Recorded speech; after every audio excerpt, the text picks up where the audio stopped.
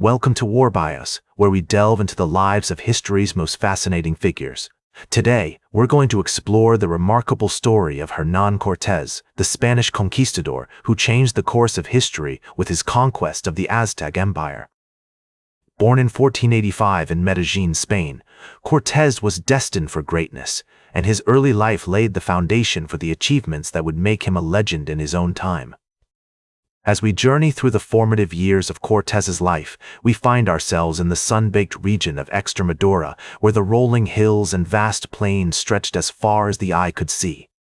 It was here, in the small town of Medellin, that Cortes was born to Martin Cortes de Monroy and Maria de Paz y Figueroa, a family of minor nobility. The year was 1485, and the world was on the cusp of a new era of exploration and discovery. Cortes's childhood was marked by a sense of adventure and curiosity, fueled by the stories of his ancestors who had fought in the Reconquista, the centuries-long struggle to drive the Moors out of Spain. His father, Martin, was a soldier and a nobleman, and it was from him that Cortes inherited his sense of duty, honor, and ambition. The young Cortes was fascinated by the tales of his ancestors' bravery and conquests, and he spent hours listening to his father's stories of battles won and lost. As a child, Cortes was educated at home, where he learned the basics of reading, writing, and mathematics. He also received training in the arts of war, including sword fighting and horse riding, skills that would serve him well in his future endeavors. In 1499, at the age of 14, Cortes traveled to Valladolid to study law at the University of Salamanca, one of the most prestigious institutions of higher learning in Spain. Although he didn't complete his degree, his time at university broadened his horizons and introduced him to the works of classical authors, including Julius Caesar and Cicero. The historical context of Cortes's early years was marked by the rise of the Spanish Empire, which had recently unified under the Catholic monarchs Ferdinand and Isabella. The discovery of the New World by Christopher Columbus in 1492 had opened up new opportunities for exploration, conquest, and colonization, and many young men like Cortes were eager to make their mark on this new frontier. The Spanish monarch's desire to spread Christianity and establish trade routes also created a sense of purpose and direction for Cortes, who would later use these motivations to justify his own actions in the New World. As we follow Cortes's early life, we notice a pattern of calculated risk-taking and an unwavering determination to succeed. These traits, honed during his formative years, would serve him well in the challenges that lay ahead. The seeds of his future greatness were sown in the sun-baked fields of Extremadura, nurtured by the stories of his ancestors and watered by the thrill of discovery that drove him to explore the unknown. In 1504, at the age of 19, Cortes set sail for Hispaniola, the Spanish colony in the Caribbean, where he would begin his journey as a soldier, administrator, and eventually conquistador. This marked the beginning of a new chapter in Cortes's life, one that would take him to the shores of Mexico and into the heart of the Aztec Empire. The fate of empires hangs in the balance, and Cortes's name is about to become synonymous with bravery, cunning, and conquest. This marked the beginning of a new chapter in his life, one that would take him to the shores of Mexico and into the heart of the Aztec Empire.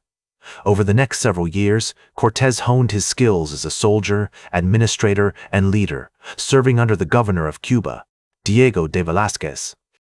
In 1519, Cortes was appointed to lead an expedition to Mexico with the goal of conquering the Aztec Empire and claiming its riches for Spain. This was a bold and perilous endeavor, as the Aztecs were a powerful and sophisticated people with a rich culture and a strong military. Undaunted by the challenges ahead, Cortes assembled a force of around 500 men, including soldiers, sailors, and indigenous allies, and set sail from Cuba. As they arrived on the coast of Mexico, Cortes and his men were struck by the majesty of the Aztec Empire. The capital city, Tenochtitlan, was a marvel of engineering, with its sophisticated system of canals, aqueducts, and pyramids. But despite the initial wonder, Cortes knew that he had to act quickly to establish alliances with the local tribes and gain a foothold in the region. One of Cortes's most significant decisions was to form an alliance with the Tlaxcalans, a tribe that had long been at odds with the Aztecs. This strategic partnership would prove instrumental in the conquest of the Aztec Empire, as the Tlaxcalans provided Cortes with valuable military support and intelligence on the Aztec army. As Cortes and his men marched towards Tenochtitlan, they were met with fierce resistance from the Aztec warriors. But despite being outnumbered, Cortes's forces were better armed and trained, and they were able to gain the upper hand through a combination of bravery, cunning, and tactical genius. The turning point in the battle came when Cortes and his men captured the Aztec emperor, Moctezuma II, who was taken prisoner and later killed. This event marked a significant shift in the balance of power, as the Aztecs were left without a leader and their army began to fragment. Over the next several months, Cortes and his allies laid siege to Tenochtitlan, eventually breaching the city's defenses and claiming victory. The conquest of the Aztec Empire was a monumental achievement, one that would have far-reaching consequences for the indigenous people of Mexico and the Spanish Empire as a whole. Throughout this period, Cortes demonstrated remarkable leadership skills, adapting to changing circumstances and making bold decisions that often went against the advice of his advisors. He also showed a deep understanding of the local culture and politics, using this knowledge to forge alliances and negotiate with the indigenous tribes. As we reflect on Cortes's achievements during this period, it's clear that he was driven by a complex mix of motivations, including a desire for wealth, power, and fame, as well as a sense of duty to his king and his country. While his actions would have devastating consequences for the Aztec people, they also marked the beginning of a new era in Mexican history, one that would be shaped by the intersection of Spanish and indigenous cultures. With the Aztec Empire under Spanish control, Cortes is determined to maintain his position as the leader of the newly conquered territories. However, he soon finds himself at odds with the governor of Cuba, Diego de Velázquez, who had appointed him to lead the expedition in the first place. Velázquez, who had grown wary of Cortes's growing power and influence, begins to plot against him, seeking to undermine his authority and claim the riches of the Aztec Empire for himself. Cortes, aware of the threat posed by Velázquez, sets out to consolidate his power and secure his position as the leader of the new Spanish colony in Mexico. In 1521, Cortes establishes the city of Mexico City on the site of the former Aztec capital, Tenochtitlan. He then sets about rebuilding the city, using the labor of the local indigenous population to construct new buildings, roads, and infrastructure. This period also sees the introduction of European crops, livestock, and diseases, which would have a profound impact on the indigenous population and the environment. As Cortes works to establish a stable and prosperous colony, he also faces challenges from within his own ranks. Many of his soldiers are restless and discontent, seeking to return to Spain with their riches, rather than remaining in the New World. Cortes must use all his skills as a leader to keep his men loyal and motivated, while also dealing with the complexities of governing a newly conquered territory. In 1524, Cortes returns to Spain, where he is received with great fanfare and hailed as a hero. He meets with King Charles V, who confirms him as the Marqués de Valle de Oaxaca, granting him vast tracts of land and authority over the indigenous population.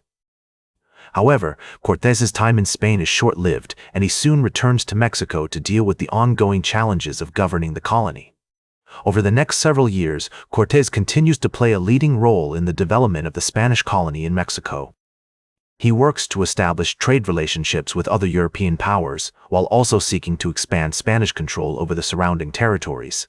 Despite facing numerous challenges and setbacks, Cortes remains committed to his vision of a prosperous and stable Spanish colony in the New World. As we reflect on Cortes's later years, it's clear that he was driven by a complex mix of motivations, including a desire for wealth, power, and fame, as well as a sense of duty to his king and his country. While his actions would have far-reaching consequences for the indigenous people of Mexico and the Spanish Empire as a whole, they also marked the beginning of a new era in Mexican history, one that would be shaped by the intersection of Spanish and indigenous cultures. In conclusion, Hernan Cortes's later years were marked by his ongoing efforts to consolidate his power and establish a stable and prosperous colony in Mexico.